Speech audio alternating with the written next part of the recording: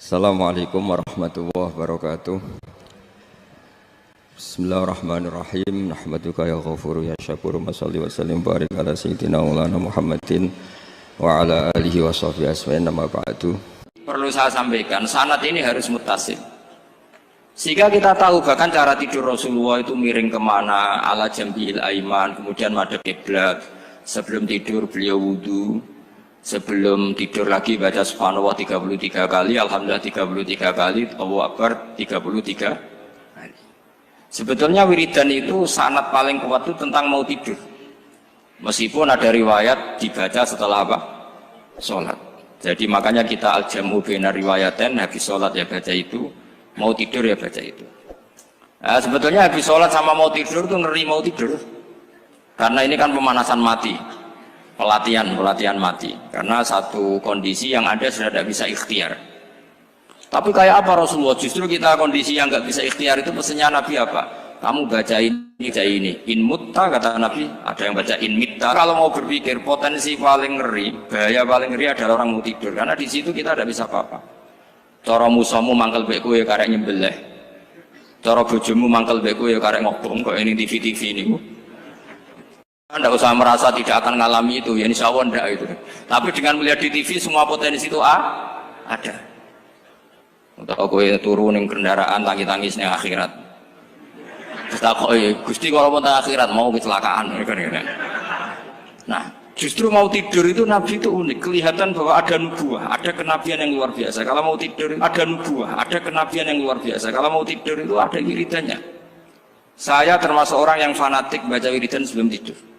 Jadi jangan kira kalau Selasa sholat jarang wiridan, tidak punya wiridan di tempat lain, itu sangat suudzon yang menyakiti.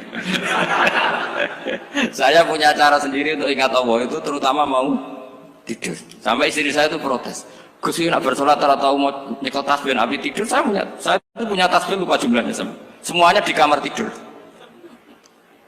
Ini sekaligus ijazah entah pamer kebaikan tidak tahu saya. Pokoknya sudahlah husnudzon saja. Suudzonu iblis. Karena mau tidur saya pikir kalau tahu-tahu saya bangun terus ketemu mungkar nakir terus kayak apa. Sehingga Rasulullah itu ngajari kita luar biasa. Bismika wa du'tu jambi wa bismika arfa'u. Kalau mau tidur doa apa populernya apa? Bismika Allahumma ahya bismika amut. Hafalnya gitu tok. Saya hafal banyak. Allahumma rabbas samawati sab'i wa rabbal arsyil azim rabbuna wa rabbu kulli syai' falikal habbi wan nawa. Allahumma antal awalu falaysa qablaka syai' wa antal akhiru falaysa ba'daka syai' wa antal dhahiru falaysa fawqaka syai' wa antal batinu falaysa dunaka. So, itu tak baca sampai tidur. Saking kadang takutnya sama Allah, akhirnya nggak bisa tidur. Kadang sampai 3:30 apa terus tidur baru setengah jam terus subuh. Jadi kalau melihat tren itu kayaknya saya bakat wali itu kalau trennya seperti itu terus. Tapi sayangnya tren seperti itu jarang makanya terus tidak jadi wali-wali gitu. Tapi saya ingatkan ke jenengan, sanad-sanad seperti ini tuh yang mungkin Anda lupa. Anda hanya ingat sanad misalnya ya Mu'ad, inni uhibbuka faqul dubura kulli sholatin atau fala tad'anna dubura kulli sholatin Allahumma inni ala dzikrika wa syukrika. Kamu lupa bahwa saat paling krusial dalam hidup Anda itu tidur. Sehingga disebut wa min ayatihi manamukum bil-laili wan. Itu dari segi krusial gawat darurat, setiap saat Anda bisa mati. Belum urgensinya tidur untuk melawan maksiat. Itu kalau kamu hidup di kota Demak atau kota Semarang, bener kepikiran niklap atau wong ayu-ayu seneng terminal ning ngene dalan-dalan, itu satu-satunya cara itu hanya tidur. Kowe nak melek tetap jelalatan tak jamin. Masuk ning ngarep masjid Demak nggo tasbih gede-gede. Pangeran bedelok wong liwat tuh eling lur. Barokahnya usul fikih adalah kita belajar dulu. Saya pernah musyawarah sama Gus Yofur tentang usul fikih. Usul fikih itu ada makalah, mubah itu tidak ada. Sebagian ulama berpendapat mubah itu tidak ada. Karena setiap mubah saat itu Anda pasti meninggalkan keharaman. Itsma min mubahin illa wa yatahaqqaqu bihi tarku haramimma. Tidak ada kemubahan kecuali saat itu kamu meninggalkan keharaman. Anda tidur, berarti Anda taroktal maksiat. Anda tidur berarti Anda meninggalkan maksiat. Enggak nyolong, enggak dugem, enggak zina, enggak maling, enggak ngerasani orang. Jadi tidur itu anggap saja, ya Rob, ya Allah saya mau tidur. Tidur itu ibaratun antarkil ma'asi. Jadi malaikat roket pate kandhani iki ra sekedar turu, ya kowe kudu ngerti iki ape ninggal maksiat. Hitung mulai saiki. Bismika Allahumma ya bismika. Namun ayo roke patit hitung. Anggap ini kiat meninggalkan maksiat. Terus turun 6 jam berarti tidak maksiat 6 jam. Meskipun akhirnya maksiat karena bangun jam 7. Artinya maksiat rasubuh gitu. Tapi betapa krusialnya ulama. Ulama lah yang mengajarkan kita tidur itu rohatan lil abdan, untuk istirahat. Kita pulih lagi, bisa kerja lagi. Pak Bupati bisa ngantor lagi, Pak Kapolsek, Kapolres bisa ngantor lagi. Semuanya aktivitas tentara bisa ngantor lagi. Memulihkan kekuatan itu ibadah. Meninggalkan maksiat karena tidur juga ibadah. Tidur saja ibadah. Ini barokatnya umatnya Rasulullah Shallallahu Alaihi Wasallam. Senyaman itu. Coba kalau kamu jadi umatnya Nabi lain, wah itu beratnya bukan main. Dan itu sesuatu yang dimintakan Allah, dimintakan Rasulullah kepada Allah, yaitu Rabbana wa la tuhammilna ma la taqata lana bih. Termasuk la tahmil alaina isran kama hamaltahu 'alal ladzina min qablina. Jangan bebankan ke umat kami sesuatu yang seperti engkau bebankan pada umat dulu. Umat dulu itu kalau mau tobat, kayak umatnya Nabi Musa pernah nyembah anak sapi, itu yang pernah nyembah tobatnya dibunuh. Liyaqtulal bari'u minkum al mujrima, yang terbebas dari menyembah anak sapi disuruh bunuh yang pernah menyembah anak sapi. Fatubu ila bari'ikum faqtulu anfusakum. Mau beratnya kayak apa? Kalau orang sekarang tobat cukup soal Pak Rosid salami tempel 100.000, dipandu caranya tobat diwari istighfar. Nomor itu penting, nomor loro seneng kiai, seneng aku maksudnya kalimatnya jelas.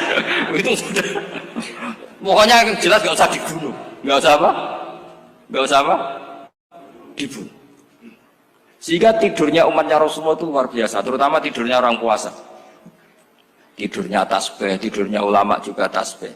Karena dengan tidur itu kita tahu alamat kematian. Di mana kita masih di dunia saja punya kondisi di mana kita tidak bisa menentukan diri kita sendiri. Dan itu awal dari kita mengimani la haula wala quwata illa billah. Segagai koyok ngono ternyata ada kondisi di mana kita tidak bisa mengendalikan diri kita sendiri. Makanya disebut wa min ayatihi manamukum billaili wan nahar. Yang bisa menganalisis itu siapa? Ya ulama. Ulama kok tahu karena punya sanad musalsal ila Rasulillah sallallahu alaihi wasallam. Sehingga uniknya kenapa tidur itu sakral? Coba semua nabi di antara wahyunya itu lewat apa? Semua nabi di antara wahyunya lewat apa? Tidur, lewat mimpi. Inni ara fil manami anni atfahuka fanzur madza tar. Maka mimpi ini harus dikelola secara baik. Yaitu kalau kamu mau tidur, wudu dulu, baca tasbih, terus tinggalkan semua dunia, anggap saja ini pemanasan kematian. Itu insya Allah mimpinya sip pokoknya. Paling dikejar-kejar dajjal, dajjalnya kecemplung kali, insya Allah. Tapi kalau kamu tidur gak wudu, raiso turu terus raiso turu mangan seku, raiso turu terus raiso turu mangan seku warak bin iso turu. Insya Allah dikejar dajjal kecekel. Akhirnya ngelindur gak karu-karuan karena tadi. Nah, sanad seperti itu yang punya siapa? Hanya ulama. Ada lagi satu contoh, ini sudah hampir 20 menit Pak. Itu saya pernah ngaji Durarul Kalami Syafi'i, mutiara-mutiara ngendikan Imam Syafi'i. Itu ulama itu mesti ngendikan itu unik. Tadi saya sudah cocokkan sama Bupati, tak tanya, Pak Bupati saya ini punya ilmu dari Bapak, mungkin pas untuk jenengan pakai. Kata Bapak, urip iku padha wae, ngadepi kanca mek musuh iku padha wae, malah kadang ribet kanca. Dulu saya itu iskal itu janggal.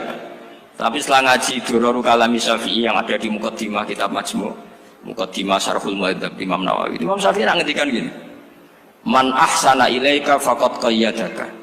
Wong apiki kowe nyancang kowe. Pak Ros itu apian mbak aku. Kene sarang sowan mampir, gayane apian, jebule nyancang. Awas nek teko niku Mas. Itu faqad qayyadaka, nyancang kowe. Tapi waman asaa ilaika faqad atlaqaka. Wong sing eleki kowe iku penak bebasno kowe. Kowe tau diutangi wong kancamu ta musuhmu? Sing biasa utang kowe lho. Kanca. Kowe numpak mobil ketemu musuh enak ra usah nawani, nek ketemu kanca monggo bareng. Sing ngel-ngelo kowe kanca atau musuh? Artinya gini, kanca ya barokah, nggo perjuangan, musuh ya barokah mergo ora tau utang. Jadi segampang itu ulama melihat kehidupan itu. Man ahsana ilaika faqad qayyadaka wa man asaa ilaika faqad atlaqaka. Jadi akhirnya kita hidup itu berkah terus. Di konco ya enak kata Solo, di konco Gus Zofur, nak kalau buatan sakit fikih musyawarah, ora iso tasawuf musyawarah. Di konco Pak Rosid, konco rai sederhana. Pokoknya duit. Tadi kurang contoh. Kalau rai Arab kan nggak sederhana, Pak. Wajahnya mewah terus.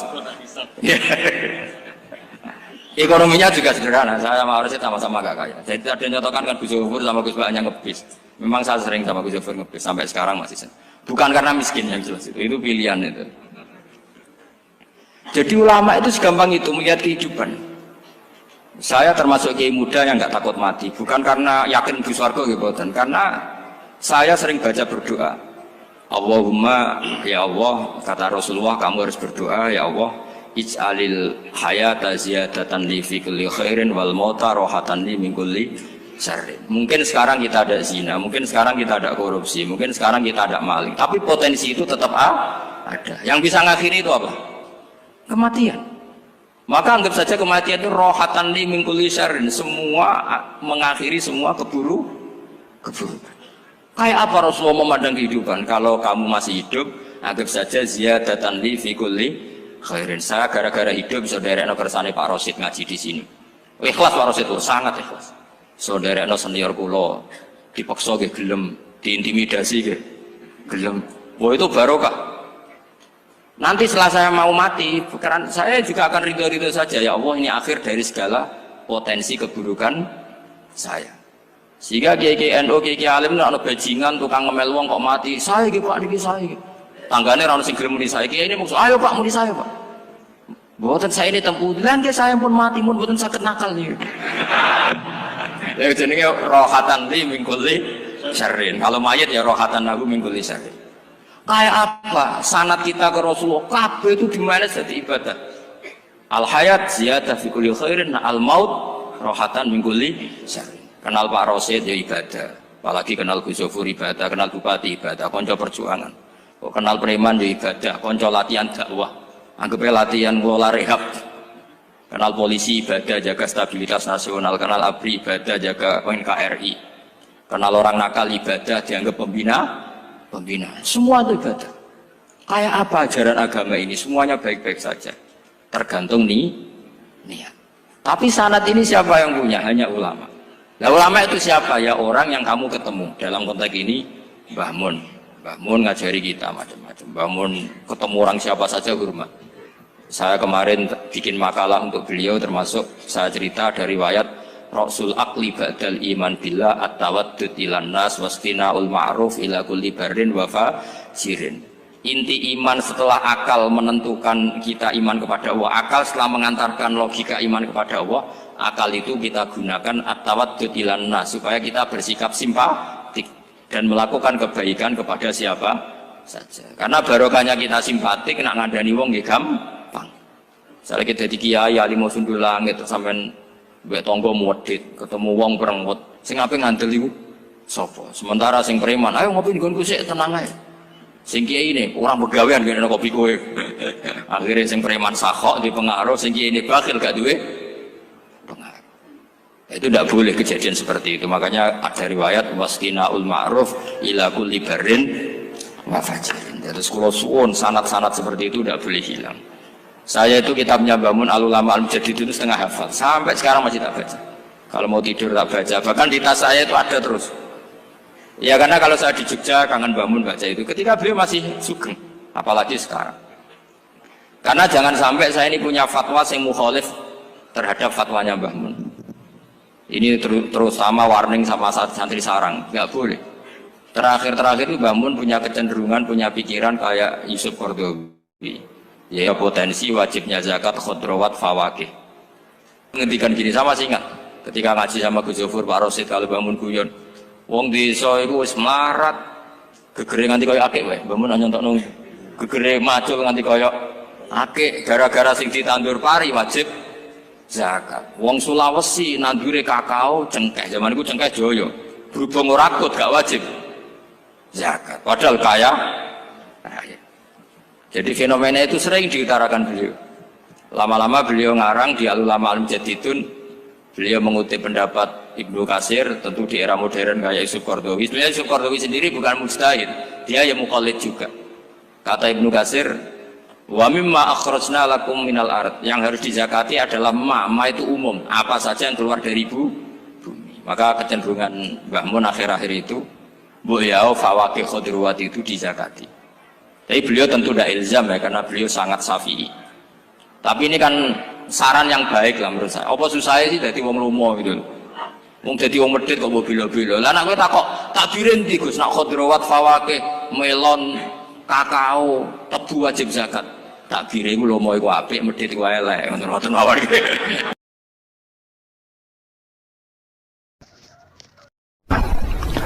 Ada nikmat batinah, yaitu kepuasan mendapatkan ma'rifatullah. Aku ulang lagi, kepuasan mendapatkan apa? Ma'rifatullah. Itu nikmat batin.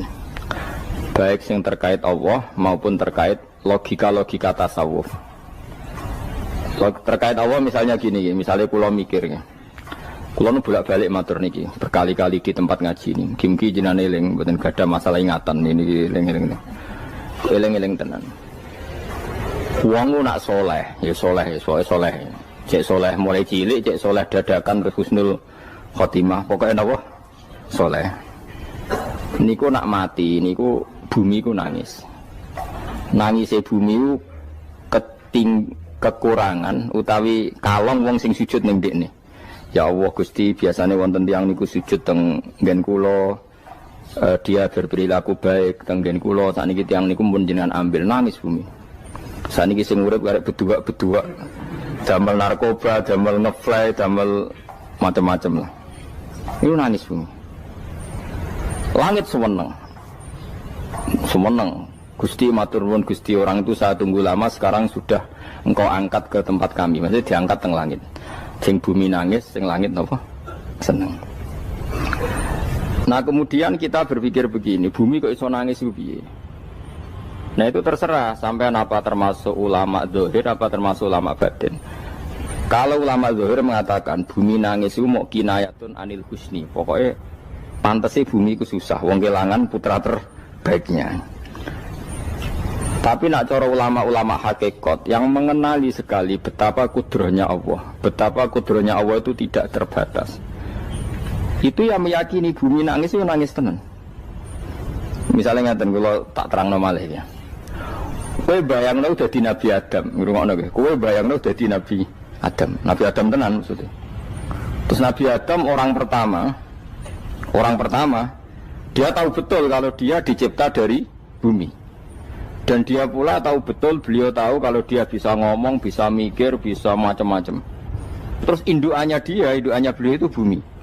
Mesti pikiran Nabi Adam, jangan-jangan bumi ini juga bisa berpikir kayak saya. Ini kan materi saya, karena saya dari bumi ini bisa ngomong, bisa melihat macam-macam. Terus bedanya apa menurut sobek napa?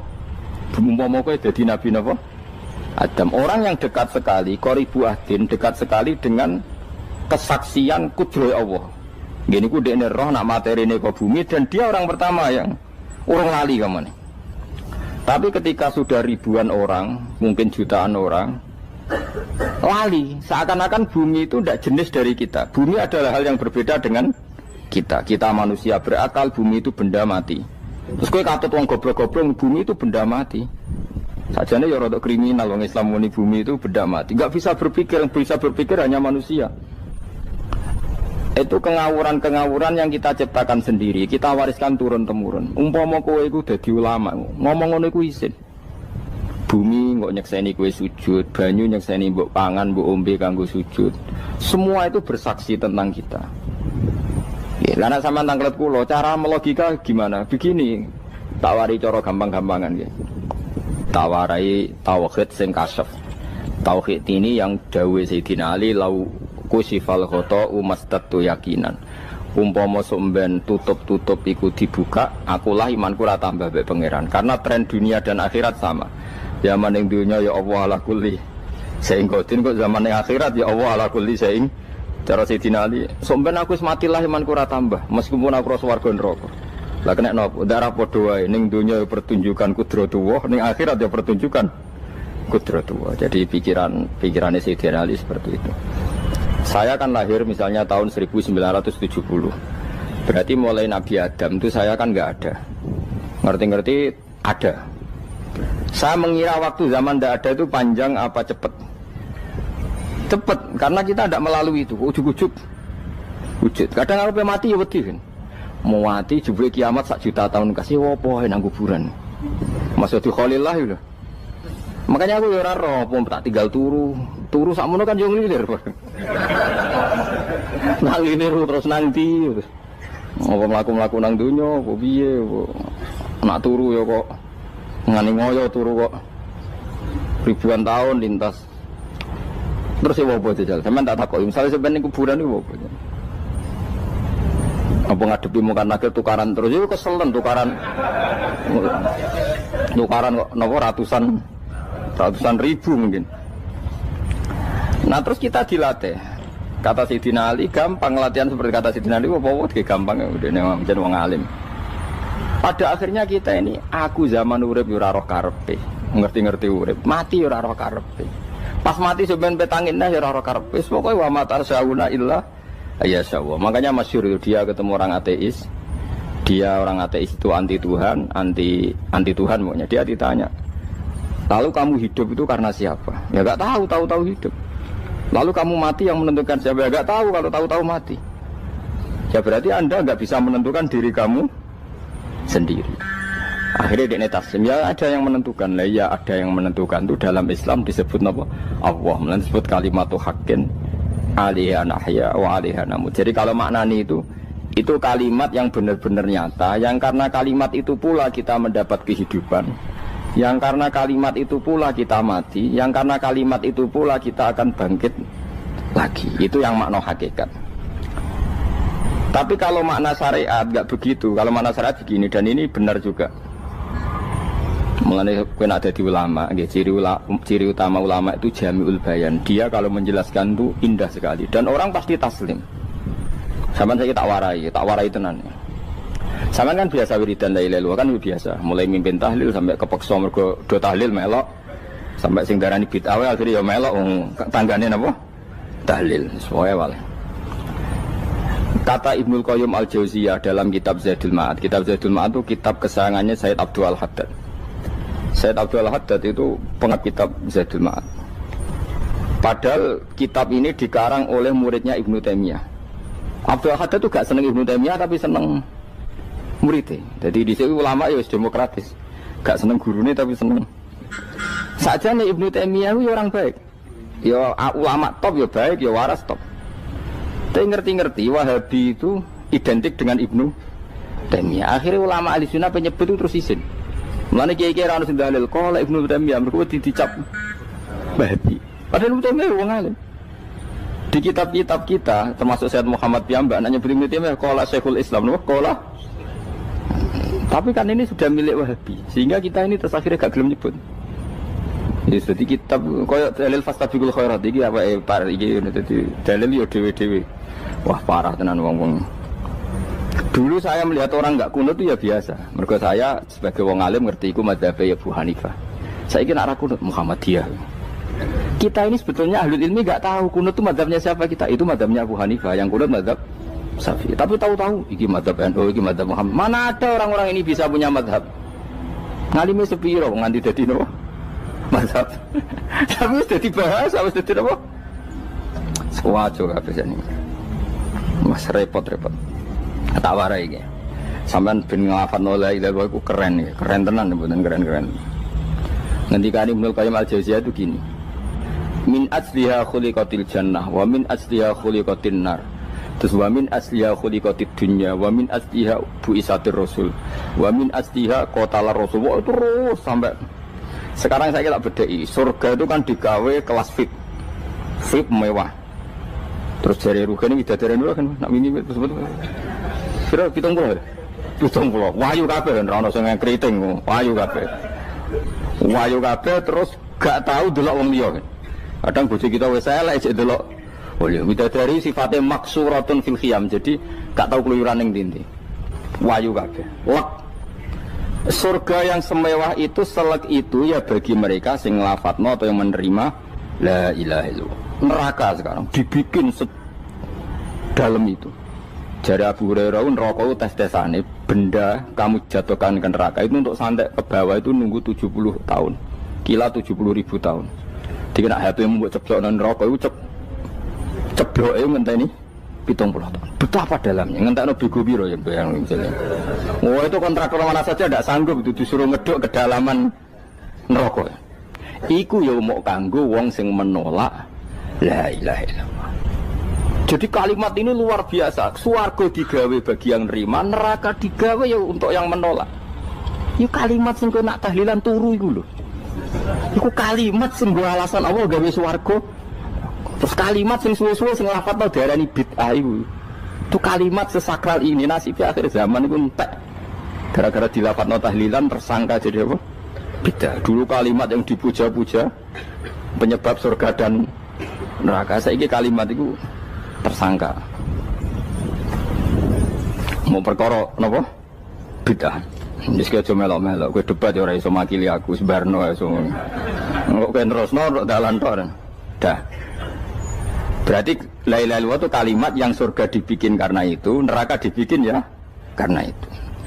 Kemudian Allah punya sunnah, lalu butuh pelatihan. Dikasihlah Allah gawe bumi. Piye manusia butuh latihan, dibikinlah bumi. Dan ini latihan ikrar la ilaha illallah dengan sadar, dibikinlah bumi, liyabluwakum terus dites. Wes digawe bumi, ono makanan, ono minuman, ono wong wayah, ono pegatan macam-macam, wong diutang wis mbulet macam-macam. Gue ngetes, eling la ilaha illallah apa eling utangi, eling la ilaha illallah apa eling kasuse, pokoknya dites.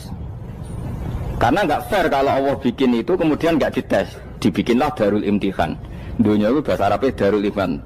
Tempat tes-tesan, imtihan mana apa? Tes, liyabluwakum diuji. Wes diuji kita hidup. Artinya kita dihidupkannya pun oleh Allah demi tes-tesan la ilaha, itu disebut kalimatu haqqin 'alaiha. Nah, ya sebenarnya kita hidup pun ini untuk dites. Pada akhirnya la ilaha illallah apa enggak? Paham ya? Wis dites. Allah itu juga secara hukum itu kan enggak fair, dites kok enggak punya pemandu. Dibikinlah Rasul, diutuslah para Rasul untuk pemandu. Tes itu kan butuh seru. Mak pemandu tok ora ono musuhe kan gak seru. Dibikinlah setan. Sajane sebagian kita sudah setan tapi ini ben seru. Lho ndak setan kan minal jinnati wan nas, rumangsamu setan sapa? Baik setan minal jinnati wan nas. Jadi kena muni auzubillahi minasyaitonir rajim terjemahane berlindung Allah dari saya sendiri ya Allah itu. Lalu itu kalau lama dulu biasa naudzubillah min syururi anfusina wa min sayyiati amalina. Sebenarnya kita berlindung hanya dari setan yang jauh, iblis itu enggak. Ya setan diri kamu sendiri, min syururi anfusina, dari kejelekan diri kita. Ngomongnya udah wujud, soalnya setan tuh makhluk gaib sing piye. Lah kowe iku sapa? Nganti kowe maksiat terus mergo akrab klop, roh mbek setan klop. Mulane terus maksiat. Dah Allah ngutus pemandu yang ngecul setan ben fair. Napa? Fair. Jadi semua darul ibtila ini juga demi kalimat. Nah, makanya disebut kalimatu haqqin sing alaiha nahya. Kita hidup ya demi mendapatkan kalimat itu. Kita mati nanti ya demi kalimat itu, artinya mati ke neraka ya karena kalimat itu kita menolak atau mengabaikan. Masuk surga ya karena kalimat itu kita hormat, kita benar dalam memperlakukan kalimat itu. Berarti alaiha nahya wa alaiha nam. Terus wa alaiha nub'as karuan, kalau kamu termasuk minal aminin ya nub'as minas solihin, kalau minal kafirin ya nub'as minal zolimin. Tapi semua desain dunia ini hanya demi kalimat la ilaha illallah Muhammadur Rasulullah. Nah ini kan penting. Bagaimana mungkin kemudian kalimat sesakral ini, sehebat ini, kemudian ada orang tahlil kamu tidur. Kok iso kula janggal kok iso ana wong turu. Misale ke mangkel, kula mangkel sing mimpin Gus, wira barbar. Bagaimana mungkin kalimat yang menyelamatkan Anda kemudian Anda anggap problem? Elek gak? Apalagi kamu anggap ini bid'ah. Nak cara kula oke lah, ndongakno mayit itu gak ono tuntunan Nabi. Tahlilan gak ono tuntunan. Tapi wis muni tok kono tok. Artinya menduk kono tok ora usah nyerang kalimah, enak kalimah tetap kalimah thayyibah. Soal kowe ra seneng sing tahlil, mergo tiga profesi lah iku wonge wae gedhinge aja geman. Ya saya misalnya, saya kadang tidak cocok sama mubalek karena kadang profesi. Tapi saya tidak pernah anti pengajian bagaimana untuk membawa syiar Islam. Tapi kalau mubalek kadang ora seneng, kadang takok untuk piro Bareng sangone sithik kok sumput mek transportasi ini. Lah ngono kok mbok senengi iku piye? Tapi kita terus gedeng keliru iku sing gawa siar Islam. Mana ada pengajian didengar orang banyak tanpa mubalek? Gak iso. Ini iso melepokno barang-barang ra penting jadi penting iso. Lah cara guruku teng sareng ning ape melepok kanggo panggung barang perkara. Tapi kadang ya benar. Yang namanya mudin mubalek ya itu bisa benar bisa salah, tapi kamu nggak boleh gedeng kalimatnya. Piye kalimat itu kalimat hak. Nah, ini penting kalau utarakan. Sehingga zaman Nabi Sugeng ini rungokno tenan ngaji kula. Zaman Nabi Sugeng ada sahabat namanya itu Usamah bin Zaid. Ini sahabat kesayangannya Nabi, hibbu Rasulillah. Usamah itu diutus Nabi perang. Ini dengerin ya, diutus perang. Pas perang itu si kafir tadi menggal temannya. Ada yang tangannya putus, kakinya putus. Wah, seorang kafir ini sudah luar biasa. Bacok sana, bacok sini. Ketika terdesak oleh pasukan Usamah, kebetulan Usamah ini cakap ya, sama beberapa temannya orang Ansor. Orang kafir yang sudah koto'a arjulana wa koto'a aidiana, dia pas terdesak bilang la ilaha illallah. Terus sama Usamah tetap ditusuk, dibunuh karena dia berpikir ini qolaha muta'awwidzan, dia melafadzkan kalimat itu hanya berlindung dari pembunuhan. Setelah dilaporkan Nabi itu marah besar. Nabi ngendikan kaifa anta ya Usamah bila ilaha illallah idza ja'at bika yaumal qiyamah. Kowe nek ditakoki la ilaha illallah ku piye? Piye wis ngomong la ilaha illallah, tapi sampai ngomong ngoten sausé ngethoki tangan kula, maksudnya tangan kula tangan kelompok saya, kaki saya. Nabi tetap jawab kaifa bila ilaha illallah idza ja'at bika yaumal qiyamah. Pokoknya Nabi menyoal terus.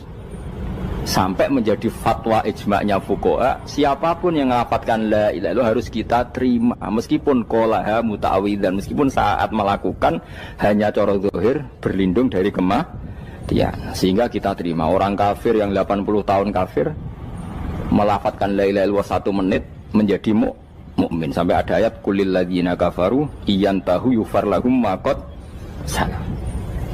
Ini kalimat yang sakral, bahkan kafir yang 80 tahun saja menjadi mukmin hanya karena melafadzkan la ilaha. Mulane yang ngaji saya, yang senang saya, jangan pernah kamu mengatakan ada bid'ah yang orang bisa jadi kafir. Bagaimana mungkin orang mukmin yang ke kuburan dan melafadzkan la ilaha illallah kamu katakan kafir? Padahal kalimat ini yang kafir 80 tahun saja menjadi mukmin. Saiki ana wong nglafadzno la ilaha illallah mergo salah tempat pinggir patok mbok arani kafir. Kok aneh? Mungkin kafir 80 tahun udah dadi mukmin iki gara-gara ngafalno la ilaha illallah dadi kafir. Mergo mau salah tempat ning pinggir apa? Patok. Mboten ora cocok muni nganggur, wong sering ziarah ku nganggur. Nyatane ya tenan. Cara dene pegawai negeri ora sering ziarah. Nah iku tapi ora usah muni kafir gak mungkin lah. Coba kalimat ini itu orang kafir yang 80 tahun menjadi apa coba dengan melafadzkan kalimat ini? Mukmin kan? Berarti kalimat ini adalah kalimat penghilang kekafiran. Lalu karena dilafadzkan secara salah dianggap kafir. Hanya karena bid'ah itu tidak mungkin. Makanya sebetulnya Wahabi yang alim-alim itu tidak berpendapat demikian. Saya punya beberapa referensi Wahabi yang alim itu tidak pernah mengkafir-kafirkan orang karena perdebatannya seperti itu. Tapi saat ini wis kuwajo. Sebenarnya kalau orang alim itu ya mirip-mirip. Entah Wahabi entah tidak mirip-mirip. Karena kalimat tadi. Wahabi itu kitab terbesarnya itu Ibnu Taimiyah. Ibnu Taimiyah itu punya murid Ibnu Qayyim Al-Jauziyah. Itu sampai sekarang saya lihat di fatwanya Ibnu Taimiyah itu begitu hormat sama orang-orang kita ini sama. Tapi tahu-tahu lewat penyaduran sana sini terus menjadi kacau. Jadi kalau balik ini malah sampai anak kepengen dua nikmat batinah seperti tadi yang saya utarakan. Swarga dicipta sedemikian mewah ya demi yang menerima la ilaha illallah. Terus neraka dibikin se ekstrim itu juga bagi yang nolak. Kemudian dibikin daru pelatihan yaitu dunia ya karena kalimat berarti kalimat itu luar biasa. Wa biha qamatis samawati wal ardu. Kalimat ini pulang menjadikan langit bumi berdiri. Lalu sekarang kita bisa ngomong, bisa berpikir, bisa ngadekno BPKB macam-macam. Itu karena kita sendiri apa karena kudratullah? Saya tanya. Karena kudratullah. Kalau karena kudratullah, apa susahnya Allah bikin kemampuan tanah ini nangis, tanah ini susah. Wong podo-podo kowe iso nangis, iso mikir ya mergo kudratullah, ndak karena kamu. Harusnya ya sama, bumi-bumi ini bisa menangis juga karena kudratullah. Makanya bumi ini menangis ketika enggak ada orang yang sujud. Itu ya mungkin. Wong zaman kowe iso nangis ya krana kudratullah, mestine bumi yang kamu katakan benda mati, hakikatnya dengan kudratullah juga sama dengan kita. Mulane tenggene kitab Al-Husunul Hamidiyah, kula ngrasa utang tenan mbek kitab niku. Dulu saya ngaji 2 tahun kitab Al-Husun. Kitabnya kecil tapi saya ngaji itu 2 tahun. Berkali-kali saya ulang. Itu beliau cerita gini. Dia yang ngarang itu orang alim, kebetulan dia orang India. Memang kelebihannya kitab dikarang orang Arab itu luweh bulat. Wong Arab kan semuanya Islam, karangannya itu standar. Ini dikarang orang India. Di Tonggo Blodor, di masjidnya, dikarang ulama yang masyarakatnya itu udah karu-karuan. Beliau cerita itu gini. Manusia itu punya satu kebodohan, di mana kebodohan itu disebabkan oleh Robtul Asbab Al-Adiyah, mengkaitkan sebab sing biasa-biasa. Misalnya gini, sama saya kita omongi, misalnya ada orang bilang gini, batu ini nanti itu menjadi ayam. Orang bilang mukhal apa enggak? Enggak, jawab saja. Mukhal. Kenapa bilang mukhal? Karena dikira enggak bisa kan? Enggak, jawab saja. Jawab satu-satu. Batu ini menjadi ayam. Kamu jawab mukhal. Alasannya apa? Alasannya enggak mungkin terjadi, apa kamu enggak bisa? Sebetulnya karena kamu udah bisa. Udah. Lau ukhbiro dzakar rajul. Andai kan orang itu kamu kasih tahu, klungsu ini biji asem itu, biji pohon asem itu. Nanti yang kecil ini suatu saat besar. Setelah besar buahnya banyak, tambah besar, tambah besar. Terus orang bilang mungkin. Ketika bilang mungkin itu karena dia bisa, apa hanya karena menyaksikan berkali-kali ada kejadian nak klungsu ditandur, iku iso dadi gede. Coba sama jawab. Karena dia bisa, apa karena hanya menyaksikan itu sering terjadi? Hanya misalnya. Artinya zaman dia mengatakan mungkin, itu pun tidak memberi kontribusi ikut buat. Iya enggak? Tetap bergantung kudrahnya Allah. Dia hanya bilang mungkin karena sering melihat. Sebenarnya dia enggak sama sekali memberi kontribusi. Lah ya darani mungkin ya ora urun. Paham ya? Lalu kenapa dia kecangkeman terus muni wong wis mati dadi lemah gak mungkin dadi manusa meneh. Lho zaman dadi manusa sing wis ngene iki kok mani dene lara melok gawe. Terus muni mungkin mergo sering terjadi, sering bersaksi. Berarti sebetulnya manusia itu pakai ukuran dia mampu tidak mampu apa pakai ukuran bersaksi melihat. Bersaksi. Nah, ini kan problem kita sebagai manusia itu problem. Mulane disebut wa kanal insanu zaluman jahula wis goblok aja-aja. Mergo manusia itu nak wis goblok aja-aja. Makanya saya kemarin diminta ngisi di pondok kajen. Kalau sampeyan berdebat sama orang ateis atau orang komunis itu gampang saja. Dilatih begini seperti teorinya Quran. Ya nanti saya teruskan ini tak ulang lagi ya. Saya ulang lagi ya. Andai kan nggak pernah terjadi telur itu jadi ayam, nggak pernah terjadi sama sekali. Telur itu jadi ayam. Terus kamu mengasih tahu orang tadi, telur ini loh nanti jadi hewan yang hidup terus terbang. Mesti dia bilang mukhal, mau benda mati kok nanti jadi benda hidup yang terbang ngalor ngidul. Berhubung sering terjadi dan dia pun tidak ikut bikin, bilang mungkin. Paham? Saya ulang lagi ya. Berarti dia bilang mungkin karena sering apa? Terjadi dan dia lihat. Andai kan pertama kali gak ada telur sama sekali yang jadi ayam, terus pengalaman pertama di dunia belum pernah terjadi. Kamu kasih tahu telur ini nanti jadi ayam terus terbang. Orang ini bilang mukhal enggak? Mukhal. Berhubung sering terjadi bilang enggak? Nah berarti kita nanti bangkit dari kubur gampang saja bagi Allah. Cuma belum pernah terjadi kamu mengatakan mukhal. Nah makanya otak kita harus dibenahi. Kalian jogeman percaya ambek yang pernah kita lihat, yang sering kita lihat. Percayalah dengan akal, tapi akal waras tuh. Karena waras itu serempet tatanannya wangil. Makanya Islam itu melatih. Qul falillahil hujjatul balighah. Misalnya begini ya, dulu kalau Gerwani atau PKI atau siapa saja lah, itu kalau melatih anak-anak TK, makanya seorang ulama harus punya kecakapan penjelasan ibanatul ahkam. Itu anak-anak kecil dilatih. Anak-anak kamu terpejam, mintalah manisan sama Allah. Ya Allah saya minta manisan, saya minta permen. Terus disuruh buka, dapat enggak anak-anak? Enggak dapat bu, wah berarti Allah enggak ada. Sekarang minta sama bu guru. Bu guru kami minta permen dikasih. Berarti yang ada bu guru bukan Tuhan gitu. Akhirnya jadi gerakan ateisme. Nah sebetulnya untuk melawan gerakan itu kita harus melatih begini misalnya gini. Saya itu pernah ketemu sama orang yang berpikiran komunis. Oh komunis juga. Dia nantang saya gini, Pak, pokoknya saya tidak bisa menerima konsep Tuhan sebelum Anda bisa menjelaskan kenapa ada Tuhan. Jadi, budak kok elek ini. Nah, aku ngerti aja, sak cerdas ini tetap cerdas aku yakin tetap cerdas aku. Selain raine serama meyakinkan, tapi pikir tetap cerdas. Kulo itu kan wong Quran gitu, artinya punya pikiran panjang. Mungkin di antara orang Islam kita ini tidak punya kecakapan menjelaskan. Tapi kalau orang sering baca Quran, apalagi dia ngaji tafsir ya, yang waras maksudnya waras lah. Serapati seneng duit, barang ini penting. Kalau seneng duit, mari goblok. Yakin ulama seneng duit, mari goblok. Tak jamin. Umpama alim kelas B, kelas C gak bisa, tahqiq gak bisa. Kalau tahu dikandani konco kulo riyen ambek jenengan udah kaca akhir. Lah kena apa? Cok seneng duit, bro. Duit itu masalah bagi ulama. Orang duit lebih masalah kan ya. Maksudnya rasa senang tapi ojo terus gak duit. Sekarang saya tanya, Quran itu melatih kita gini. Quran itu sederhana kalau ngelatih tauhid. Tapi orang pasti ingat. Kata Allah gini, nggak apa-apa, saya ada Tuhan nggak apa-apa. Kamu yang Tuhan. Tapi buktikan kalau kamu Tuhan. Caranya gini. Am khalaqus samawati wal ardi. Ya nggak apa-apa, kamu yang Tuhan nggak apa-apa. Tapi buktikan kalau kamu menciptakan langit, bumi. Mereka pasti ikrar, ya tidak mungkin saya menciptakan bumi, saya lahir sudah ada bumi. Yesus lahir sudah ada bumi, nggak mungkin Tuhan. Terus Tuhan membuat pertanyaan kedua, am khuliqu min ghairi syai'in. Ya sudah, kalau saya ada Tuhan, lalu nggak ada Tuhan, berarti alam raya ini tercipta oleh sesuatu yang nggak ada. Aneh nggak? Misalnya sebelum alam raya ini nggak ada Tuhan. Berarti sebelum alam raya ini kan adanya nihilisme, sesuatu yang nggak ada. Kemudian sesuatu yang nggak ada menjadi penyebab sesuatu yang ada. Aneh nggak?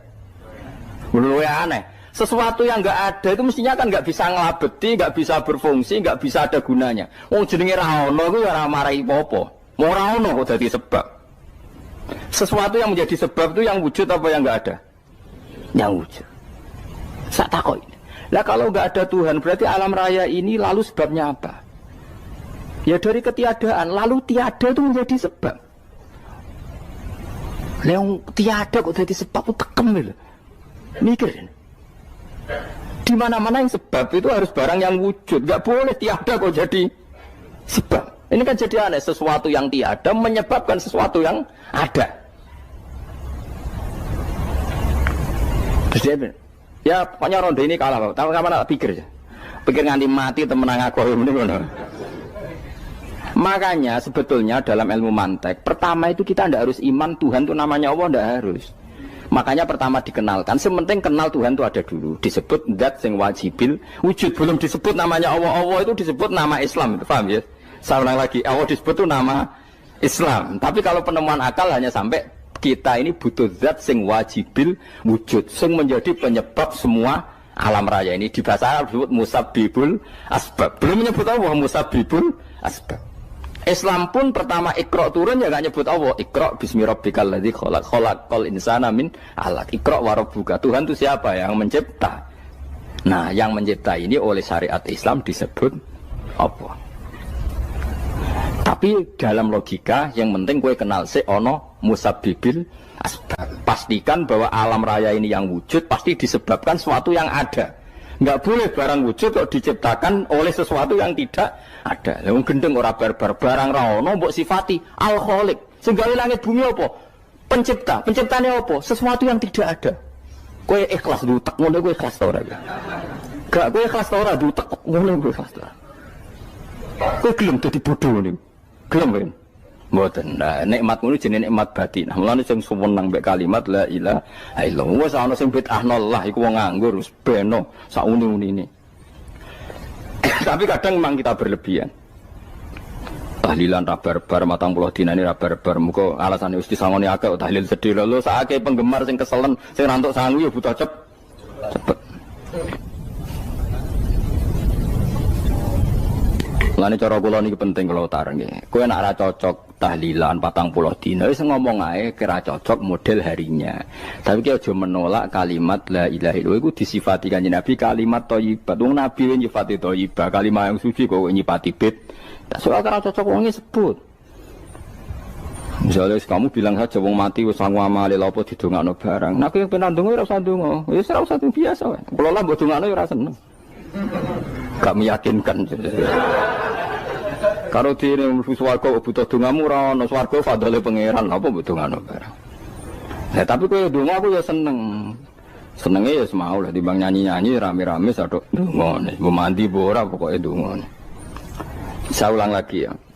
Makanya Quran itu melatih logika sampai seperti itu. Am khalaqus samawati wal ard bal la yuqinun. Sampai terus diulang-ulang. Am khuliqu min ghairi syai'in. Kalau mereka merasa Tuhan enggak apa-apa, tapi buktikan mereka ini wujud sendiri tanpa sebab. Atau begini, kalau mereka tidak tahu sebab pencipta langit bumi, mereka sendiri suruh yakin kalau mereka adalah penciptanya. Am humul khaliqun, enggak apa-apa. Ya tapi masih Abu Jahal gendeng lah, masih Abu Lahab ngawur lah, nak takoki, ya wes pangeran kowe wae sing gawe langit bumi. Penggemarnya saja pasti tertawa. Mosok Abu Lahab darani pencipta langit bumi, wong lahir wae ning bumi. Tapi Quran oleh gojlok, am khalaqus samawati wal ardo. Apakah mereka menciptakan langit bumi? Bala yuqinun, mereka pun tidak pernah yakin. Jadi itu pangeran. Makanya di mana-mana orang alim itu suka debat. Karena pangeran sendiri kalau menjelaskan kebenaran seringnya juga nantang debat. Kata Allah, Qul ara'aytum ma tad'una min dunillah aruni madza khalaqu minal ardi am lahum syirkun fis samawat. Enggak apa-apa mereka Tuhan kata Allah, tapi buktikan zaman langit diciptakan mereka memberi kontribusi apa? Apa urun bego, apa urun cagak, apa piye lah pas aku gawe langit iku dekne urun apa jare am lahum syirkun fis samawat. Misale urun apa lah? Urun tol ta urun apa lah. Itu pangeran. Mereka kan pasti menjawab enggak. Terus itu nih bi kitab biming qobliyada. Kalau kamu nggak percaya Quran sebagai kitab, nggak apa-apa. Tapi buktikan kamu punya kitab tandingan. Mereka nggak punya juga. Atau gini, nggak usah Quran, nggak usah sakralan. Au atharotim min ilmin, atau kajian ilmiah yang membuktikan bahwa Yesus itu Tuhan, atau yang membuktikan bahwa berhala itu Tuhan. In kuntum shodiqin, nggak apa-apa. Kalau kamu benar buktikan. Nah itu makanya semua nabi itu punya kecerdasan. Karena tadi nabi kadung nantang itu nih bi kitab biming qobliyada. Au atharatim min ilmin in kuntum shadiqin. Tapi sekarang orang alim soleh itu jarang. Yang ngono anggere wong soleh rapati ngalim, anggere sing alim biasanya rapati soleh. Lah kula termasuk rontok-rontok ya isih rontok soleh ya rontok, tapi lumayan masih menjaga hujjatullah tadi. Sebab itu ulama dulu mengajarkan Allah itu siapa? Disifati zat sing wajibil wujud. Karena alam ini kadung ada. Kalau alam ini kadung ada, pasti penyebabnya sesuatu yang wujud. Tapi kalau wujudnya mungkin bahaya. Wong sing gawe wae wujude terima mungkin bisa wujud bisa tidak. Makanya dipermanenkan yang gawe alam ini zat sing wajibil wujud. Sing wujudnya wajib. Wajib itu enggak bisa enggak pasti wujud. Nah, terus kita kenal itu namanya khaliq, itu musabbibil asbab, itu khaliqul asya. Lalu oleh Islam zat yang demikian itu disebut Allah. Terus jadi la ilaha illallah. Nah, orang yang bertauhid gini tentu punya kenikmatan batin yang luar biasa. Sehingga saya bayangkan nanti mati yang ngono biasa wae kan. Gusti zaman kula teng donya ora melok ngatur oksigen, ngatur nyawa, ape mati ndak ra ngoten. Mulai jare Sidin Ali, jenengan jemben nak mati tambah pinter apa biasa? Ya biasa wae. Ning bumi yo ndelok kudrohe Allah, kok ning akhirat ndak ra padha wae ndelok kudrohe Allah. Mulane beliau masyhur guyonan beliau lau kusifal ghata mastatu yakinan. Soben aku nek mukasyafah ning akhirat imanku yo ora tambah ya biasa wae, standar-standar wae. Maksudnya kue ning dunia ujung-ujungnya paling pokok ya menyaksikan kudratullah. Soben ning akhirat ujung-ujungnya paling pokok ya delok kudratullah. Ning dunia saiki Allah ya matlubi sing kita cari, soben ning akhirat ya Allah matlubi. Paham ya? Artinya hukum dunia dan akhirat itu sama. Kita di dunia golek ridhanya Allah, ning akhirat ya golek napa? Ridhanya Allah. Lah nek soal kecil itu, tapi ning akhirat masalah pun rokok masalah, diutang ditagih yo masalah, kere suwi ku yo masalah. Ya biasa jenenge makhluk anane masalah. Sing ora oleh di masalah pangeran. Pangeran duwe masalah. Biasa wae. Terus niki kula mulai saking penjelasan nggih kias ali. Kias ali itu analogi kias nggih, analog dados tengene ilmu-ilmu usul fikih itu ada kias itu kan kias aulawi dari bawah dikiaskan ke yang lebih apa? Atas. Ada kias setara, namanya kias musawah, setara. Ada kias fahwal khitab, maknanya ya orang pasti sadar kalau maknanya seperti itu. Sampean saya kira beda, jawab mau biasa mau. Kudu ya pantes, pinter ya pantes jawab. Kalau bolak-balik ngaji menerangkan. Kita ini hidup itu menjadi tahu apa malah menjadi tidak tahu gara-gara hidup. Nah, aku mari ke goblok sih, ora oleh. Gara-gara hidup menjadi tahu. Yo, ora sing bener gara-gara hidup menjadi tidak tahu. Kowe goblok itu sebab apa? Sebab tahu apa sebab tidak tahu? Wes gak polling gak apa-apa. Ayo 02 sik sebab tahu. Ini yang syukuran. Tahu. Hidup itu menjadi tahu menjadi tidak tahu. Menjadi tidak tahu. Oke, Mas. 01 ya. Oh. Menjadi tahu. Nah, kowe tengah-tengah. Wong loro padha ora jelas ya, cara kowe. Ndak tahu. Berarti menang 0 piro? Biasa. Tawari ilmu hakikat ya. Jadi awal syaratnya jadi wali. Meskipun jadi wali ku yo angel tapi tak warai mukadimah ya napa. Jadi nak bar iki urung wali cek apa? Mukaddimah. Nah, sekarang misalnya gini, saya mau minum teh. Jadi saya melihat teh. Saya minum teh. Karena saya fokus minum teh terus anak saya main di sekeliling saya, anak saya kecil misalnya. Terus jatuh. Saya ini dianggap bodoh kan? Bodoh kan? Gara-gara mau minum teh fokus saja membiarkan anak jatuh. Yang andai kan saya tidak fokus minum teh, mungkin anak saya terkontrol. Terus ngerti ada cilik kan potensi apa?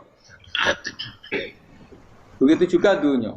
Gara-gara kita delok babunan ayu-ayu, delok gemerlapi dunia politik, delok hal-hal yang enggak penting, akhirnya melupakan hal yang penting. Sekarang misalnya Allah itu Ar-Razzaq, pemberi rizki, Allah itu Al-Mudabbir sing ngatur dunia. Gara-gara Fauzi terus meyakini satu makhluk apa yang nyelametno Indonesia. Ini kan dari iman kepada Allah menjadi iman kepada itu tidak boleh sih. Iman ya be pangeran. Jadi dunia itu biasa wae. Oh, nomor itu kok iso nentokno. Cuma ya tetap berorganisasi secara duniawi, tapi tetap sih menentukan. Iki rungono tenan awas. Nah, karena kita hidup, maka menjadi tidak tahu. Kita tahu itu menjadi tidak tahu. Surungono sehingga nanti tak terangkan sekian dalil dari Quran dan hadis. Gara-gara saya fokus minum teh, terlena mau ngopi, wah sena esok ngopi. Gara-gara terlena itu anak saya jatuh, menjadi tidak tahu. Begitu juga dunia. Makanya Allah sering memberi nasihat, fala taghurrannakumul hayatud. Kamu jangan tertipu oleh kehidupan dunia. Ibaratnya Allah nimpi direm, dat paling penting, paling pokok. Tapi kamu abaikan. Kamu bilang jabatan penting, teman penting, mitra pejabat penting, komunitas penting. Kamu sampai lupa bilang nah Allah itu lebih penting. Nah, ini sudah mulai kena hijab. Nah, orang yang kena hijab ini nanti tidak bisa masuk surga karena Allah duka dengan duka marah besar. Allah ngendikan kalla innahum ar-rabbihim yauma idzil lamahjubun. Orang-orang ini nanti ketika di akhirat terhijab dari saya. Karena zaman ning donya ora tau roh aku. Kenapa kok terhijab? Justru karena ada yang diketahui, justru ada yang diketahui. Contoh paling mudah itu copet atau lonte atau koruptor atau apa saja. Misalnya nyuwun sewu orang jadi copet itu kan umur 17 atau misalnya jadi pekerja seks nakal itu kan umur 17 atau 18. Hanya karena pernah mendapat rezeki dari judi misalnya atau dari transaksi yang haram. Terus dia bilang gini, aku nak jadi copet mangan kopo. Aku nak judi mangan kopo. Aku nak gak jadi wong nakal mangan kopo. Padahal dia 17 tahun nyatanya bisa makan, birizkillah apa? Tapi pernah merasakan 1-2 bulan dari rezeki haram, dia menvonis seakan-akan tidak bisa makan kecuali dari rezeki haram. Ya itu tadi gara-gara tahu nikmatnya uang yang sepintas lewat haram, nyopet atau korupsi, terus menafikan nikmat-nikmatnya. Jadi dari tahu nikmatnya nyolong atau korupsi menjadi tidak. Makanya kalau dalam ilmu tasawuf itu gini fatwalian, manusia sekarang itu tidur, kalau mati baru bangun. Jadi cara ilmu tasawuf itu annasu niyamun wa idza matu intahu. Mungkin ada yang hafal tapi ora paham. Jadi rata terang. Annasu niyamun wa idza matu intahu. Manusa kabeh sak donya iku turu. Nek wis mati lagi tangi. Mergo kena wis mati iku lagi roh. Jebule sing hak tenan iku sujud ning pangeran. Sing hak tenan iku subhanallah walhamdulillah. Sing hak tenan iku muni Allahu akbar. Kae zaman ning donya dintekno kowe ngomong, "Nu Amerika super power." Kenal presiden penting, kenal menteri penting, kenal kiai gede penting. Iku mbok entekno. Barang-barang sing cara akhirat gak mendesak mbok entek. Wong nak ramangan mati, nak ra duwe gaji sumpek, nak pensiun sumpek. Hal-hal nanti setelah di akhirat kamu hanya tahu satu kalimatul haq, yaitu kenangan terbaik kamu di dunia itu sujud. Jika kamu getun ketika hidup tidak pernah sujud. Makanya kata Rasulullah, nanti kamu tahu ketika di akhirat hatta takuna sajdatul wahidatu khairan minad dunya wa ma fiha. Sehingga kamu nanti tahu bahwa sujud satu kali itu lebih baik ketimbang dunia dan sisi. Karena ternyata setelah kamu di akhirat yang layak jadi poin kamu hidup di dunia itu hanya apa?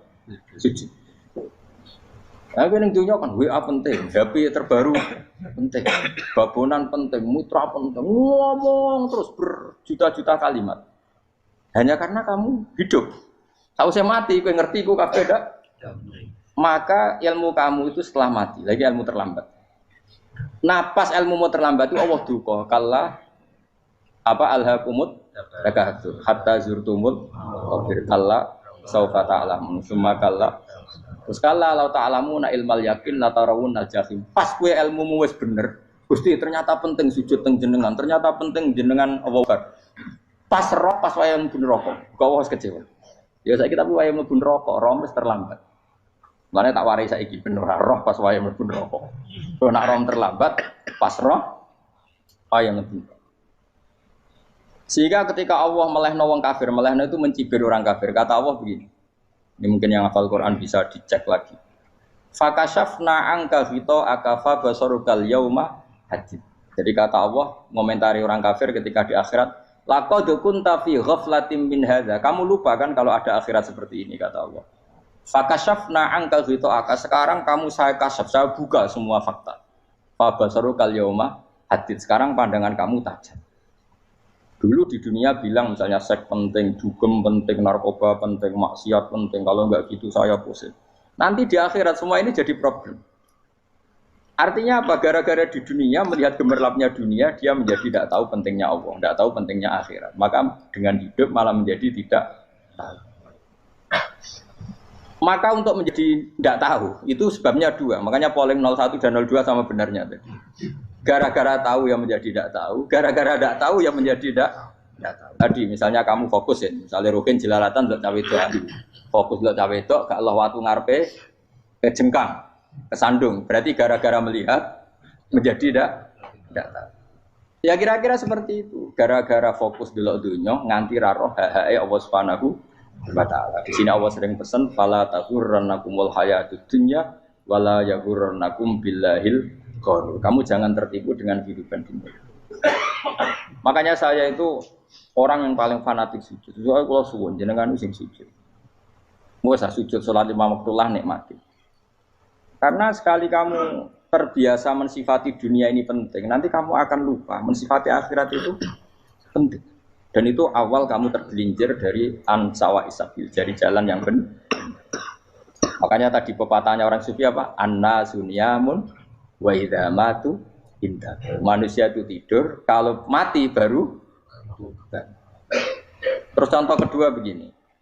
Kenapa Allah begitu murka ketika orang tidak mengerti hak-haknya Allah?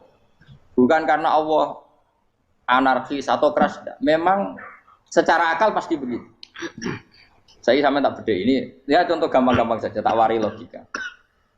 Kalau ada orang buta lewat kemudian nabrak tembok, karena apa? Karena buta kan? Buta itu maknanya apa? Tidak tahu. Akibat tidak tahu, nabrak tembok. Ya kan? Karena tidak karena tidak tahu nabrak tembok, karena tidak tahu terjatuh di sungai, karena tidak tahu terjatuh di jurang. Sekarang juga sama. Orang karena tidak tahu pentingnya agama, tidak tahu pentingnya Allah, kemudian dia fokus ke duniawi. Akhirnya ya nabrak tembok. Natijanya sama enggak? Saya ulang lagi ya. Orang buta karena tidak tahu nabrak tembok. Orang fokus untuk perempuan cantik atau melihat apa, kemudian dia tidak tahu depannya juga nabrak. Untuk menjadi nabrak itu syaratnya tidak tahu apa tahu. Bisa dua-duanya. Tidak tahu ya sebabnya nabrak, fokus ke yang lain ya bisa. Nah, maka tidak tahu ya sebab nabrak, fokus ke yang lain juga sebab. Nah, mata kita, hati kita ini sudah dipenuhi hal-hal yang tidak penting, sehingga kita lupa dari hal yang penting. Kayak tadi kita mau minum kopi saja, fokus sampai meninggalkan anak main sampai jatuh. Berarti minum kopi sebenarnya tidak satu kebodohan. Tapi ketika membiarkan anak kecil jatuh itu adalah kebodohan. Sebetulnya makan, menikmati dunia itu tidak kebodohan. Tapi ketika Anda melupakan Allah itu menjadi satu apa? Kebodohan. Ini disebut kamu jangan terlena oleh kehidupan apa? Dunia. Nah, kenapa terlena? Itu kakean delok. Mulane Nabi itu ora tau delok dunia. Nabi, saya ini tak latih jadi wali, tapi mukadimah. Kula itu belum pernah delok. Saya pernah punya kakak wakil bupati, punya teman gubernur banyak tuh. Kalau delok susu ora wani. Mergo kuwatir seneng. Nabi itu pernah, Nabi itu jenenge manusia, pernah lewat itu. Kemudian tonggo-tonggone Nabi kebetulan pas pulang bawa unta-unta banyak. Itu Nabi melihat mungkin 0, sekian detik. Itu wis dilori pangeran. La tamuddanna ainaika ila ma mata'ana bihi azwajam minhum zahratal hayatid. Jadi misalnya koyo rogen misalnya dulu wong numpak Alphard pejabat ana sing bukakno. Enak aja nak jadi wong ngene iki. Kalimat itu direkam oleh Allah bahwa Mustafa pernah ngomong enake dadi wong iku numpak Alphard ana sing bukakno. Tapi kan tetap kirim. Sehingga nanti di akhirat kalimat itu direkam misalnya nanti ternyata yang numpak Alphard misalnya nyuwun sewu misalnya yang numpak Alphard tadi tetap di neraka, kamu ya ikut di neraka. Karena dia menikmati Alphard lali akhirat, kowe yo ngangen-angen kepengen seperti itu. Maka poinnya sama. Kalau pun rokok bareng. Terus ada orang sujud di musola, melarat sujud. Kowe gak pernah enak dadi wong iku. Padahal sujud itu yang menjadi orang masuk surga. Terus kowe ditakoki ning akhirat. Kowe tahu angen-angen dadi wong sujud mboten ate. Tapi kowe tahu angen-angen mewah nate. Yes, seneng kono kira-kira gitu. Lha iku latara undal pas kowe roh ilmu yakin pas wae mlebu neraka. Lha iki mulane tak ajari dini kiat-kiat supaya kira mlebu. Makanya latih melihat dunia kok juga kesungan. Misalnya di konco, di pejabat. Kalau nanti di keluarga pejabat, sampai sekarang pun saya sering punya teman. Bukan nanti kalau melihat bahwa dia pejabat. Karena saya takut dosa. Saya melihat dia seorang mukmin yang sujud, yang sholat. Saya bodoh sekali kalau melihat dia pejabat. Karena itu tidak ada artinya di akhirat. Saya sampai sekarang yang saya melihat presiden orang yang mukmin, sehingga saya harus hormat. Saya melihat bupati orang yang mukmin, sehingga saya harus hormat. Melihat sampean ini wong sing mukmin, malah gue jalalan barang ini sudah mukmin plus. Jadi rasa tiga kartu pinter gue jalalan. Jalalan gudul bisa gaya bisa. Gudul lu rano mana nih? Oh anu kager wong bisa maca kitab oh. Jos lah. Jadi saya ulang lagi ya.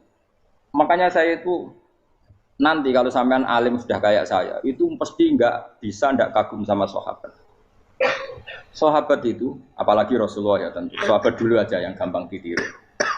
Sayyidina Umar ketika ditusuk oleh siapa? Abu Lu'lu siapa? Al-Majusi.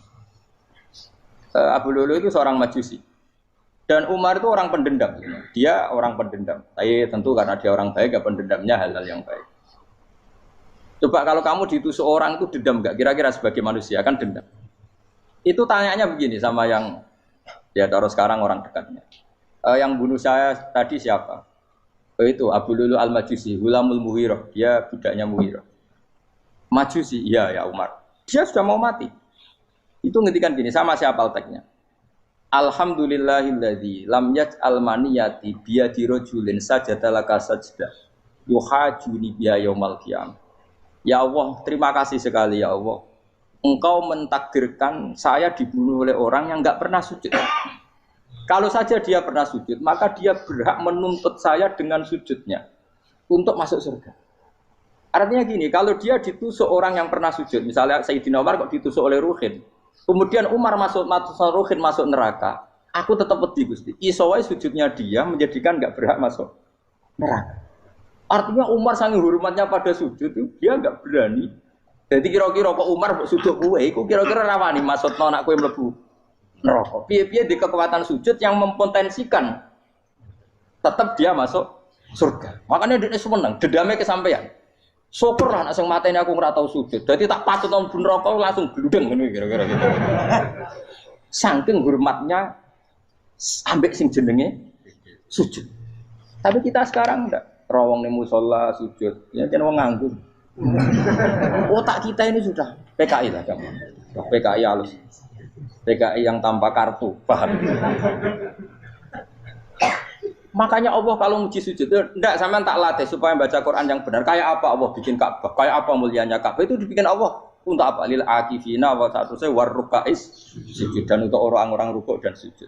Ketika Allah menurunkan rezeki di bumi dan di langit, itu perhitungannya Allah mau sitok asli. Rabbana liyuqimus shalah faj'al afidatan minan nas tahwi ilaihim warzuqhum minas sama. Gusti, ben nak sujud ku kuat. Piye-piye menungso nak ramangan ra kuat. Nak is kuat dia tenaga yo ben sujud, liyuqimus shalah. Ketika Allah muji orang baik atau ibunal abidunal hamidunas saihuna satruse arraqiunas sajid, yang rukuk yang sujud. Karena tadi ketika nanti Anda di akhirat, kenangan terbaik Anda di dunia itu hanya sujud. Liyane iku coba misalnya kene akhirat terus video disetel pas kongkoi-kongkoi ning perapatan. Bariku nglamunem disetel. Ben dadi pegawai negeri. Ngayal gajine sakmene, engko sakmene nggo wayo. Wan direkam kabeh. Oh ora sini-sini wong. Terus tokoh idola sing duwe wae sing tumpakane Alphard di sekretaris saya. Iku mbok nang utekem iku berpuluh-puluh tahun. Dan itu jumlahnya poinnya misalnya 100.000. Bareng idol anu Kanjeng Nabi mau 10%, cuma gayanya mau maca sholawat, tapi sebetulnya agak tahu bayangno ini miskinan Mbak Amit nih miskinan. Gayanya mau maca sholawat tapi teke ora tahu kepengen melarat koyo. Yes. Itu direkam. Makanya dari Habib-habib sing alim-alim niku almar'u ma'aman ahabba hada targhib wa tarhib. Kita ini kan sering dimotivasi mubalik. Mubalik itu kan saya naik dewe nang. Harus pokoknya seneng Nabi swarga. Dari Habib-habib sing alim nak ngritik, masalahnya dawuh mu almar'u ma'aman ahabba. Wong dibarno wong sing disenengi. Apa kamu bisa menjamin seneng Nabi saudure seneng wong-wong itu? Jangan-jangan kita lebih berkeinginan seperti orang tertentu yang kaya raya, yang terkenal, yang hebat. Meskipun kowe oleh sana muni seneng Kanjeng Nabi. Jangan-jangan status cinta kita terbukti ke orang itu. Iya toh, misalnya gambarnya pasang neng kamar, puas. Partai, uang, kuasa. Terus, kue nyumbang masjid nyuwun sewu mau 50.000. Tapi bareng nyumbang untuk kemenangan orang itu 10 juta. Nyebut uang itu satu hari 100 kali. Nyebut Nabi bedak sholat. Warung dihitung, dipoling mbek malaikat. Disurvei buat dipoling orang pokoknya. Dengan cara begini status senangnya orang ini ke siapa? Ya, ono pengajian sholawatan nyumbang 50.000. Nanggo pemenangan. Harus sudah diundang hayya ala sholah melakukan ngenteni komat. Tapi nak diundang acara kampanye teko ngarep sedurunge 2 jam. Dari sekian di polling, terus kadar cintamu ke siapa coba? Dari sekian indikator misal cara polling. Jangan-jangan diputuskan lebih seneng ke itu. Ya sudah almarhum aman. Apa? Makanya kata orang-orang alim almarhum apa? Orang itu terserah disenengi. Masalahnya kita tidak ada jaminan lebih seneng Nabi. Ya ora ono jaminan ya saya sampean misale. Hitung dhewe-dhewe ora usah meneng terus kok wedi dosa wis kadung dosa iku wis kadung. Makanya Sufyan Ats-Tsauri itu dadi wali ku mangsa murgo ibadah akeh mboten. Sufyan Ats-Tsauri gurunya Imam Syafi'i dadi wali wis sederhana.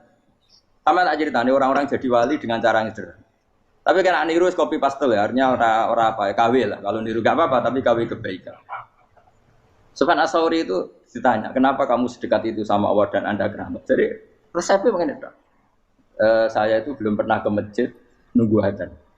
Paling enggak setengah jam, 1 jam sebelum adzan itu saya sudah ada ke masjid. Ditanya, kenapa begitu? Ketoke kok kawula sing elek, moroe ngenteni dicelup. Terus ngerti nak wayahe yak ngono kok Allah nyelup. Misale saya punya cah dalem atau saya punya karyawan, tiap jam 8 itu buka toko. Nah, bayangno itu sih. Saya punya karyawan tiap jam 8 tugasnya buka. Selalu buka tokonya ngenteni tak panggil. Hen, toko buka. Siap. Tapi besok yang ngono lagi. Hen jam 8 buka. Siap. Tiap hari gitu. Kira-kira ngendarani karyawanku goblok apa sopan. Kira-kira. Enggak jawab deh. Goblok kriting enggak usah gitu. Nah, Sufyan Ats-Tsauri tidak mau gitu. Wong wis ngerti nek Allah ya mono wayahe manggil. Dadi ya kerja malu wis ning kono. Dadi nek Allah ayala salam pun Gusti. Ayala salam pun teng mriki. Iku sudah dadi wali. Oh iku saya buat tiru tapi kawe lho, gak masalah. Tapi ini kan resep, no. Lho mangkel lo gak kira-kira. Ana karyawan tiap jam 8 kon buka toko. Selalu marane ngenteni di pagi. Jadi wali dulu tuh punya cara muamalah sama Allah tuh luar biasa. Ya ora usah mbok tiru terus kemen dadi wali wis ra iso kadung salah. Biasa wae. Aku lah nganti saiki ya biasa wae. Aku mau masjid ngenteni mek kumat ya biasa wae. Tapi aku kan iso dadi wali lewat jalur liya lah aku ya. Jalurku kan akeh. Mulang ya mari wali, sabar ning coba ya mari wali. Jane ana jalur fikir ya mari wali gitu. Tapi kan loro, fikir loro. Jadi Imam Adil ya wali, dia bojo judes itu wali, masyhur. Ana wali ku barokah di bojo judes. Jadi ya jalur dadi wali. Wah lebih ngeri lagi. Ngeri tenan nganti akhirat aja wedi. Jadi anak jote apa gak? Para suami takut istri silakan baris, bareng sing wis baris, bareng sing wedok. Pak Rene lho tetep mororo. Wah, wedi bojo kegawangan ini akhirat bahaya, you know. Terus bahaya wedi bojo nganti kegawan apa? Tengah akhirat. Masyhur jadi cerita-cerita wali guys. Biasa ulang lagi ya. Latih, meskipun dari kecil latih. Makanya kamu tahu kenapa Quran itu kalau ngendikan sujud kayak gitu spesial.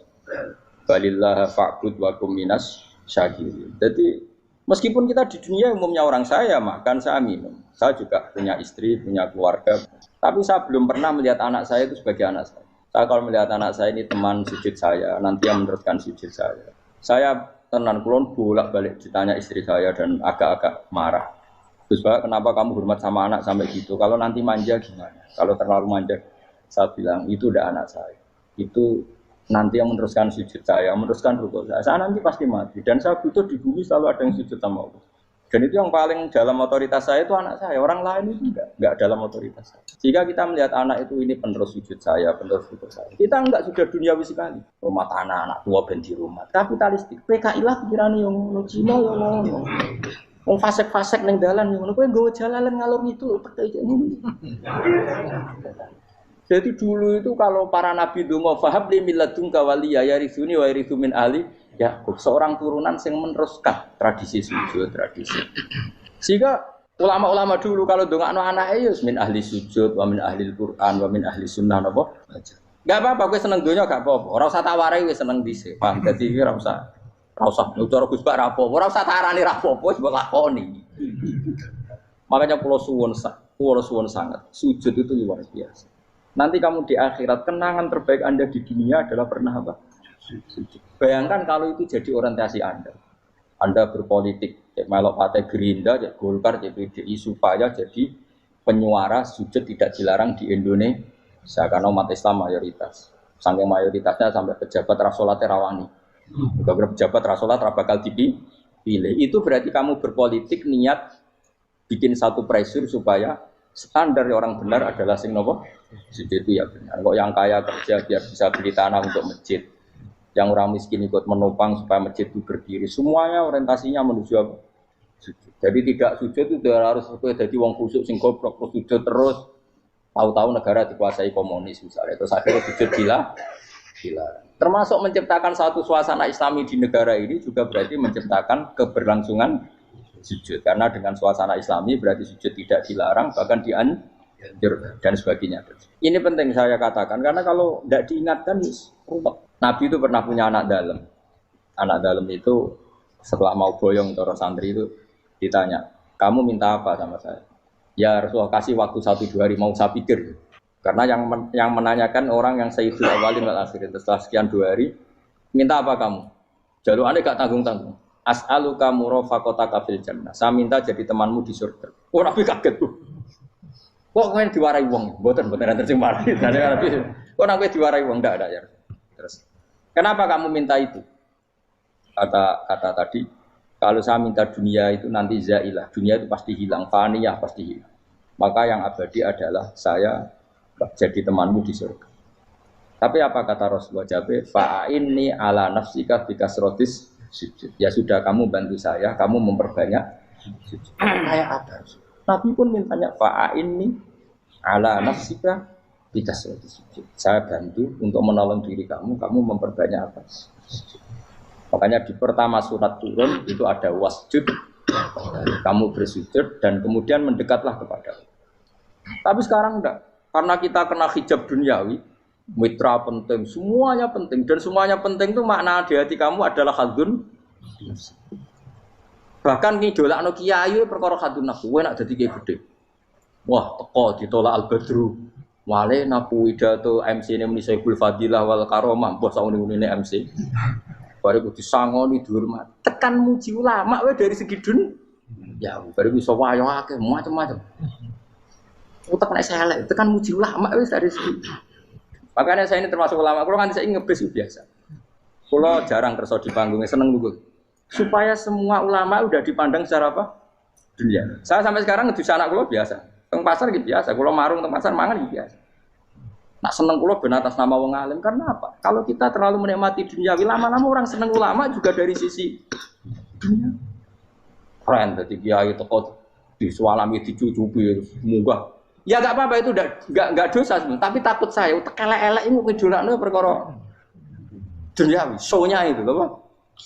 Dadi wong ngene tak pikir teko ngaji bar wis warmu paham karepmu ora karep. Mulan ngarep ora ngaji karepmu. Mesti rugi kowe ya, aku tenang ae aku. Ben orang itu latihan ikhlas, napa? Latihan. Lho kadang gitu protes mbek tiyang-tiyang. Gus, jenengan sekali-kali nak tidak tak derekno kok umum. Aku itu tidak mengharamkan itu, menaik keluar dereng tua.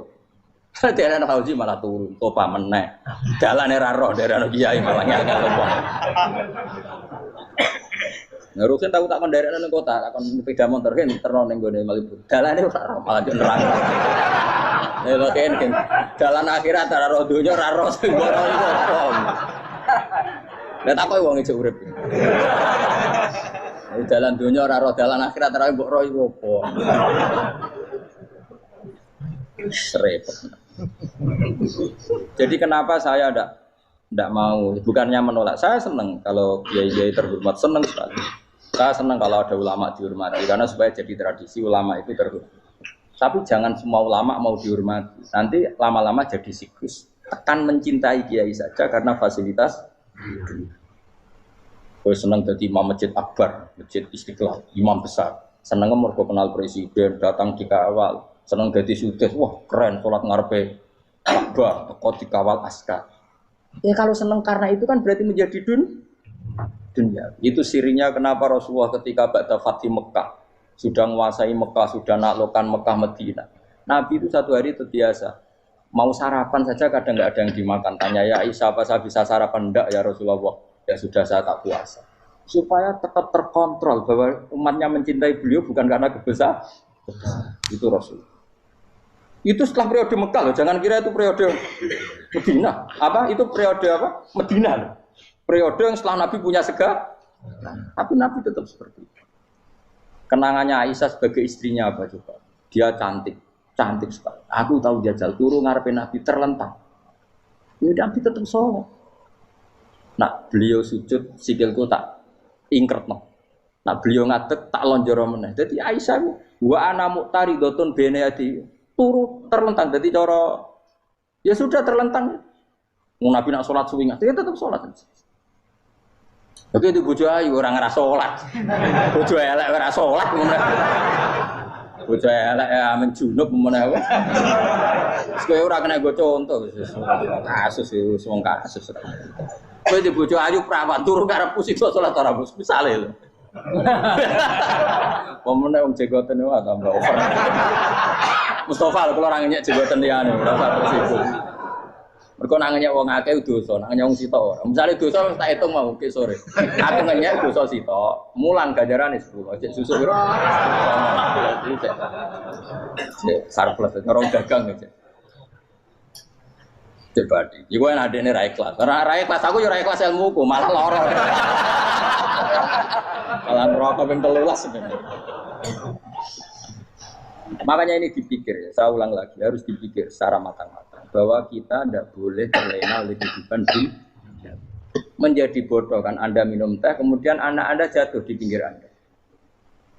Paham? Nah, sekarang menyangkut mukjizat. Ini masih tentang ayat ini, nanti sampean tahu logikanya. Tak beda, tidak jawab satu-satu aja. Karena iman sarannya harus tahu. Fa'lam itu tak tahu. Fa'lam annahu la ilaha. Ketika sekarang telur, saya memberitahu misalnya, "Ben, telur ini udah dipitik, cara kowe mungkin tahu." Ayo jawab satu-satu. Mungkin kan? Tapi pertanyaannya, saat telur menjadi pitik kemudian mungkin, dan ayam ini bisa terbang, bisa selingkuh, bisa punya anak turun, itu menjadi mungkin itu kan kamu pun tidak ikut menciptakan. Ikut gak kamu menciptakan telur menjadi ayam? Tidak kan? Kan di luar kudroh kamu, di luar kemampuan kamu. Tapi kamu bilang itu mungkin. Ada onta yang buting, yang sudah hamil sudah. Kamu bilang nanti onta ini mau punya anak dan anaknya nanti bisa jalan seperti induknya. Kamu katakan apa? Mungkin. Tapi saat Anda katakan mungkin, Anda ikut menciptakan enggak? Enggak kan? Tetap itu kudrohnya Allah. Tetap itu. Maka para nabi itu tidak tahu bedanya antara onta yang keluar dari indukannya dan keluar dari batu. Itu syaratnya jadi nabi, syaratnya jadi wali. Nah, saya kira ono nabi. Makanya Nabi Soleh ditakoki, bukti nak kudrohe pangeran itu. Lah kamu minta apa kata Nabi Soleh? Silahkan ada onta keluar dari batu itu. Nabi Soleh bisa. Dia tenan terus onta keluar dari batu. Terus kaumnya gawok. Wah kok hebat tenan onta metu kok batu. Jadi Nabi Soleh, ya padha karo unta lahir kok indukane. Bedane apa? Yo beda. Lah bedane apa? Metu kok watu kok ya ora melok gawe. Metu kok indukane ya kowe ora melok gawe. Bedane apa? Tapi utakmu kena hijab, utamu niku ana bedane. Cara nabi-nabi ora roh bedane. Lah kula termasuk warasatul anbiya ya ora roh bedane cara. Waras utek kula niku waras. Lho lha yo misale kowe cara iman seperti itu yakin dadi wali. Wes amatir-amatir lah wali swasta lah. Pokoke wis dadi wali. Jadi manusia itu lucu, sesuatu yang dia pun tidak bisa. Iku sok bedakno. Kalau telur menjadi ayam mungkin. Sapi keluar dari indukan mungkin. Biji padi menjadi padi besar mungkin. Tapi nak watu kok jadi biji padi mukhal. Loh saat yang dikatakan mungkin-mungkin itu apakah manusia ikut memberi? Tidak kan? Ikut menciptakan? Harusnya kan dia bilang, yo aku menyaksikan itu karena ada kekuatan X yang menciptakan itu. Harusnya dia kalau mau konsisten kan, saya tidak bisa menciptakan telur jadi ayam, tapi ada kekuatan lain yang menciptakan. Dan saya tidak bisa. Jadi telur keluar dari ayam ya kita tidak bisa menciptakan.